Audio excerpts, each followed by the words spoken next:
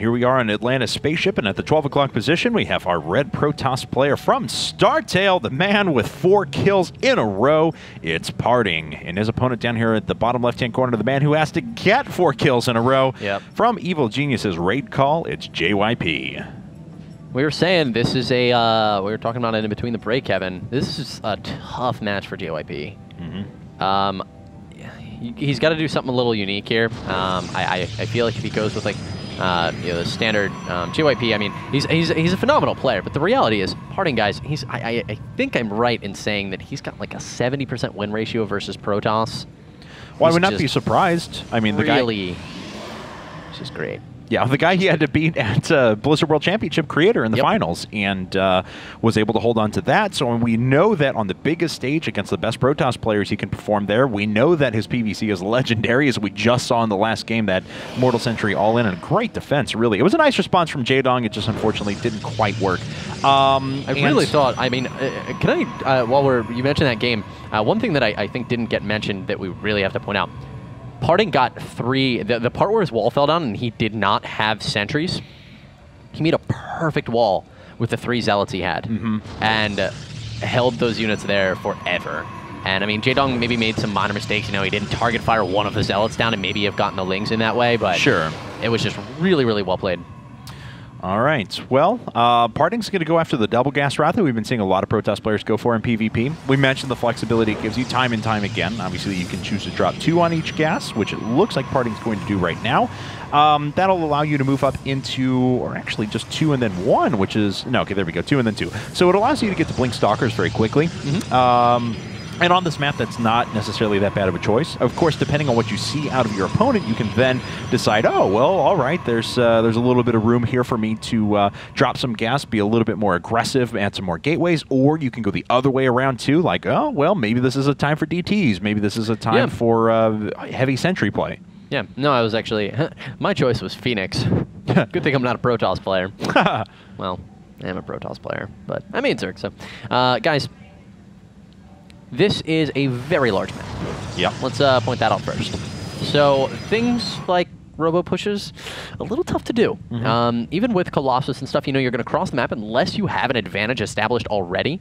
If you try to make the deadly march of the long legs, you're going to be faced with an additional Colossus when you arrive for your opponent. Right. So this game can actually tend towards very, very long standoffs, which would be really nice for JYP.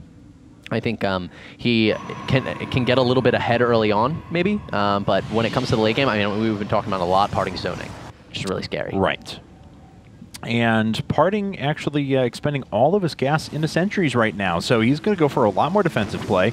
And there's the 1 gate expand, so he is planning to slow this down a little bit, and we'll see what this does for JYP. JYP now has a 3 Stalker build in progress. Is he going to transition this just straight into an expansion? He's got so much gas built up, though, likely going to see that Twilight Council and then Blink here in just a second.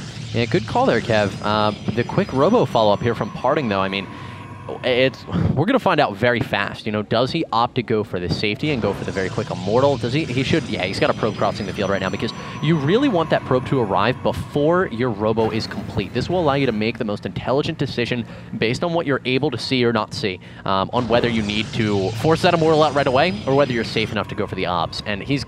well, the gateways are not even dropped yet, so he really could force the obs, but I mean, the Immortal, of course, is the safest play. So right, and it's certainly going to be the one that we want to see from Parting. Otherwise, he could be in a little bit of danger. Blink has already started. 2 Stalkers being produced at a time. JYP gets in there and he sees, aha, you did go for a very early expansion. So there's certainly a potential for him to put on some pressure, but he needs to do it quick, because if he doesn't do any damage with Blink Stalkers immediately, the economic advantage, the tech advantage for Parting is just going to be enormous. Yeah. And, I mean, JYP has seen everything. Parting knows that JYP's seen everything, but he managed to get in there and see a couple of Stalkers with that probe of his. And, you know, you see a few Stalkers, you see no sentries, you go, Blink makes a lot of sense right now. And with the pylon going down, It's going to pull the units onto the low ground. Look at Parting, realizing that this is a maneuver to pull him out of position. Doesn't want to go down and take out that pylon, but he will opt to do it finally after hesitating for a few seconds there. All right, more Stalkers coming in. The 4th gateway just about to finish now. So JYP putting his team's chances on the line, but he's delayed for a little while now. There's just 1 Immortal, a few sentries, 1 Stalker, but of course Immortal number 2 is just about to join. And 2 Immortals against this size Stalker push is infinitely more powerful than just 1. And that's exactly what I was just thinking, Kev. If he had come in here, even without Blink, may have been able to do a ton of damage. Now he's going to Blink forward, but the Immortal on the high ground is getting shots off. One will be focus fire down, but with that Immortal up on the ramp doing so much damage right now to JYP's Stalkers, and he still has 3 sentries remaining. No, loses another one, and he's down to 2. Okay, here's the thing for Parting. He can take economic damage here. As long as he doesn't lose the Nexus, then he's at an advantage. If he stabilizes and holds the Nexus, then he's doing okay. And now look at this. Another Immortal's just about to jump in. And with 2 Immortals now, with multiple sentries, he's going to have a quite formidable force. JYP tries to warp in a sentry here, but he's not going to be able to cut the units as they come down the ramp, and now Parting is going to hold this build off. Okay, and unless JYP comes right back and does some damage, he's at a critical disadvantage. He's down a base. This Nexus hasn't even been considered to be started yet. He's restarting his probes, but that's almost a desperation maneuver because Parting has actually held this really well. Oh, nice maneuver there. I really like that from JYP. He moves 1 Stalker up and then is able to blink onto the high ground, but already Parting is in position. He's dealt with one of those Stalkers. JYP blinks back onto the low ground, and he's not able to get any additional damage done. This is a tough play for JYP. He's really good at his harassment plays, whether they be Immortal drops or Blink Stalker plays, but Parting is so good at knowing exactly what he needs to split. These are the types of builds that will simply pick apart players that are weaker than you, so it's always a great play in a matchup where you're in a match where you're favored, but against a player like Parting, I mean, JYP's like, hey, I'm going to try something that you're really good at defending. Maybe I'll catch you off guard with it, but it doesn't look like he's been able to achieve that.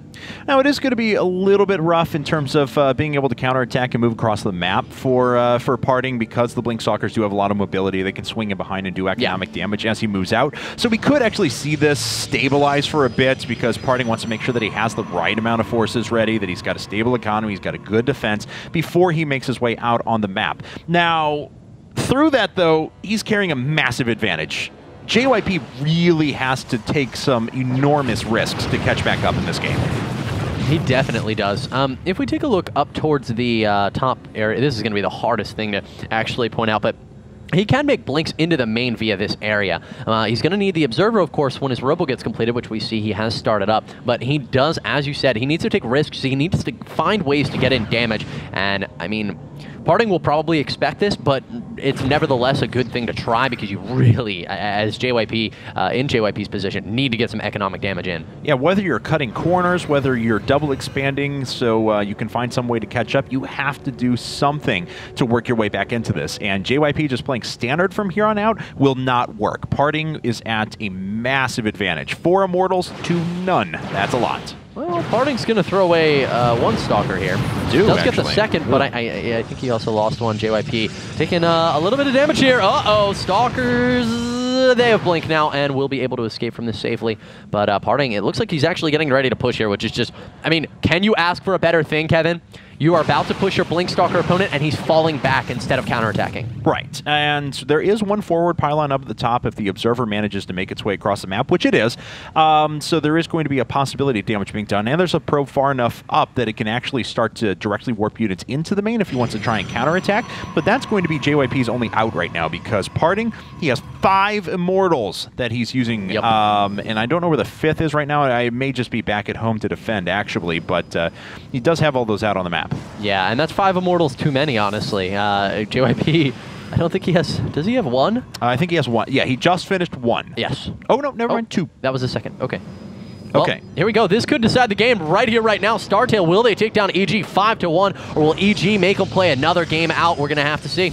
Okay, well, here comes Parting from around the side, and this is the kind of harassment that you expect before. You're doing economic damage at the same time that you're moving forward.